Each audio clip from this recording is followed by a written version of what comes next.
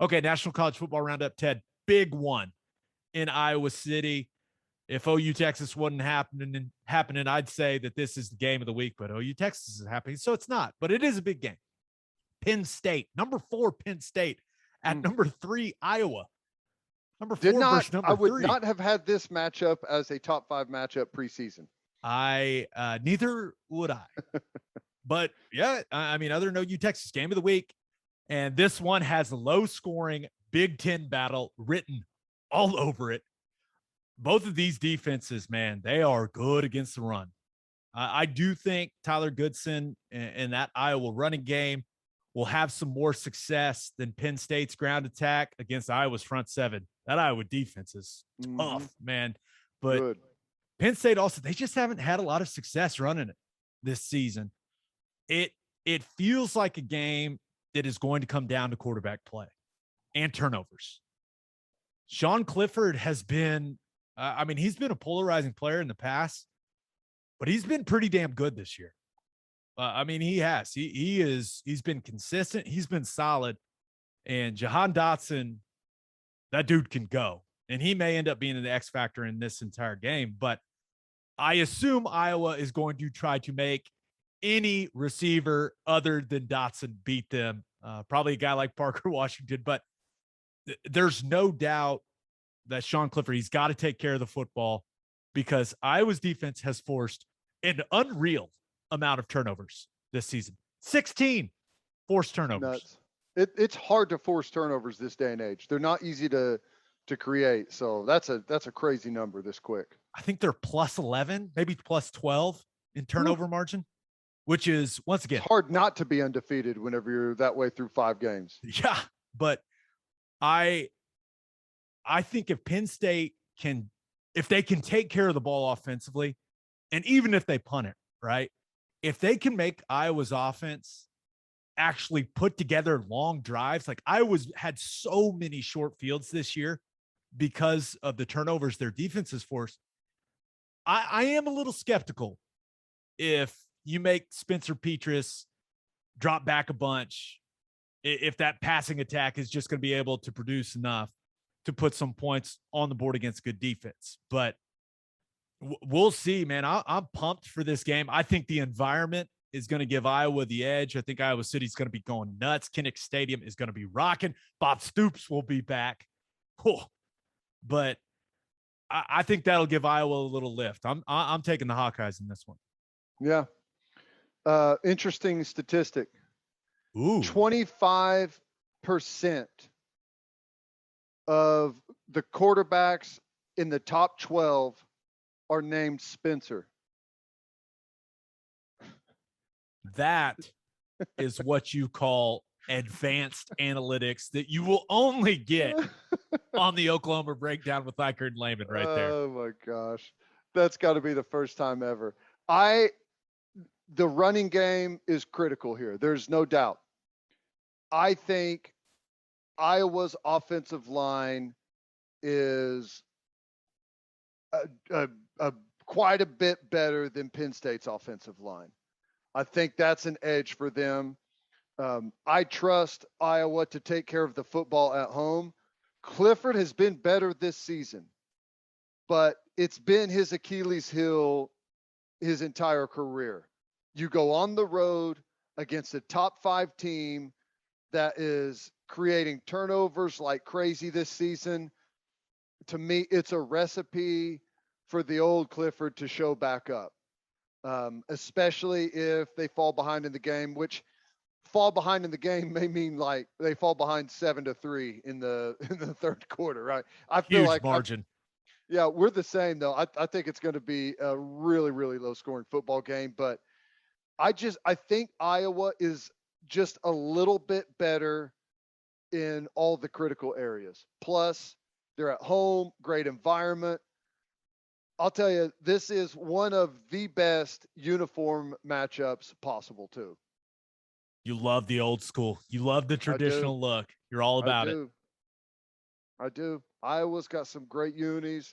I prefer the Penn State home uniforms, but the road ones are awesome too. Great uniform game. So it'll be the Penn State whites, right? and then I will be wearing black. Black and gold. Ooh, you're right. It's gonna look good. Yeah. It's gonna be. It's going to be an I awesome do. environment too. I love great matchups like this, but when it's a great matchup and it's aesthetically pleasing, oh, love that. And there's Good nothing offensive more. and the great center, the best center in college football too.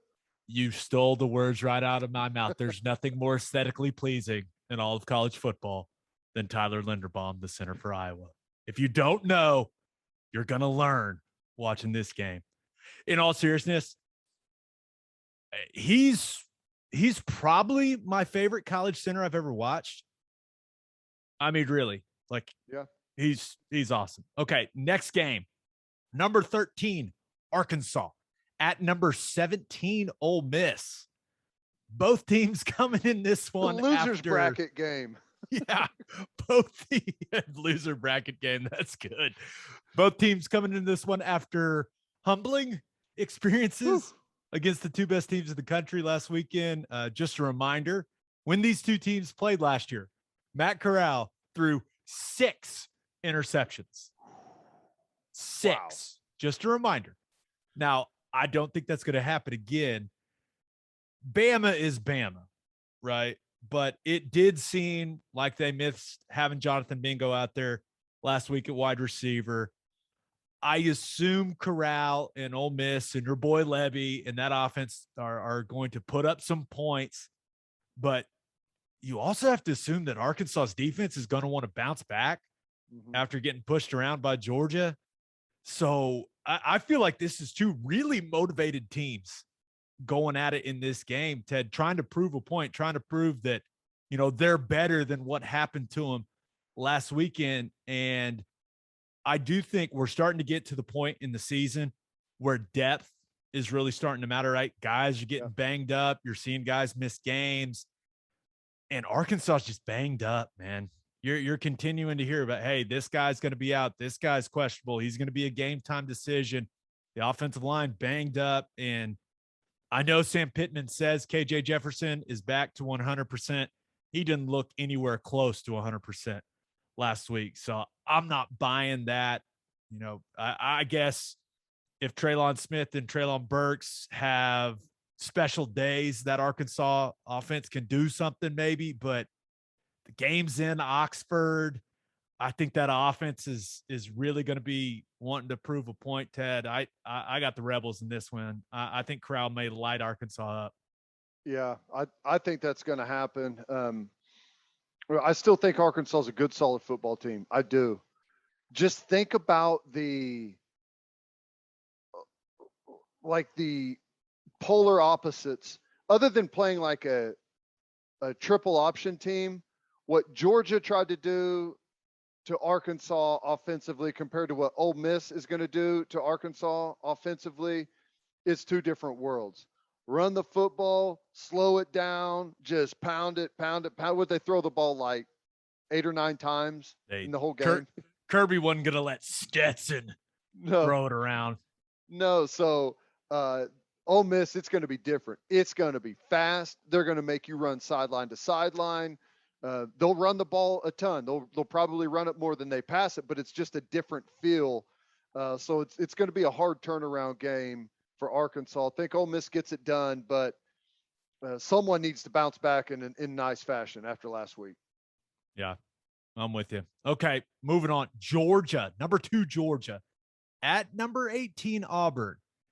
I can't decide if I think this game is more interesting than people think or not, but Auburn coming off the comeback win against LSU, where Bo Nix was actually good and fun to watch and like just running around like a madman. I mean, he was running all over the place and finding guys down the field, making plays, using his legs. Like, it was great. It was awesome to watch, but I don't think he's going to have as much luck with that strategy against that Georgia defense.